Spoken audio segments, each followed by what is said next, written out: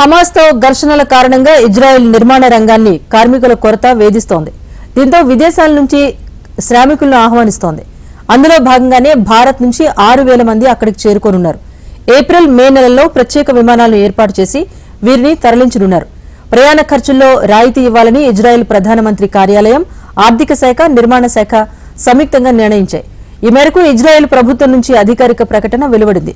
స్థానికుల కొరత ఉన్న చోట ఇజ్రాయెల్ నిర్మాణ రంగం విదేశీ కార్మికులను నియమించుకుంటోంది. ఇప్పటి వరకు పాలస్తీనా అధీనంలోని వెస్ట్ బ్యాంక్ నుంచి 80,000, గాజాకు చెందిన 17,000 మంది అక్కడ పనిచేస్తూ ఉండేవారు. కానీ తాజాగా ఘర్షణల నేపథ్యంలో వారికి పని అనుమతిని రద్దు చేసింది అక్కడి ప్రభుత్వం. ఈ నేపథ్యంలోనే భారత్ సహా పలు దేశాల నుంచి కార్మికులను ఆ స్థానాల్లోకి ఆహ్వానిస్తోంది.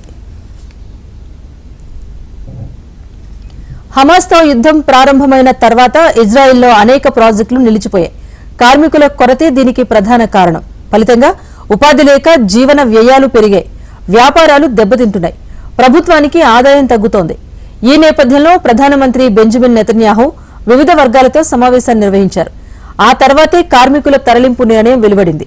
భారత్, ఇజ్రాయెల్ ప్రభుత్వాల మధ్య ఒప్పందంలో భాగంగానే ఇక్కడి కార్మికులను తీసుకువెళ్లనున్నారు.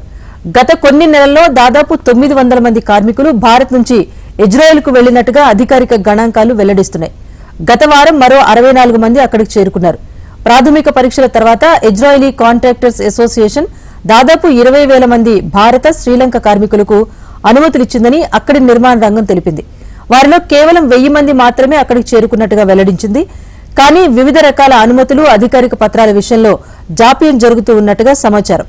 ఎంపికైన వారిలో చాలా మంది శ్రామికులు తమ పాత ఉద్యోగాలకు రాజీనామా చేసి వేచి చూస్తున్నారని తెలిపింది. ఇక డిసెంబర్లో భారత ప్రధాని మోదీతో నెతన్యాహు ఫోన్లో మాట్లాడారు. ఆ సమయంలో ఇజ్రాయెల్కు వచ్చే భారత కార్మికులకు సంబంధించిన అనుమతుల ప్రక్రియను వేగవంతం చేయాలని విజ్ఞప్తి చేశారు. ఇందుకు భారత ప్రధాని మోదీ కూడా సానుకూలంగా స్పందించారు. దీంతో భారత కార్మికులకు అవకాశాలు సుగమమయ్యాయి.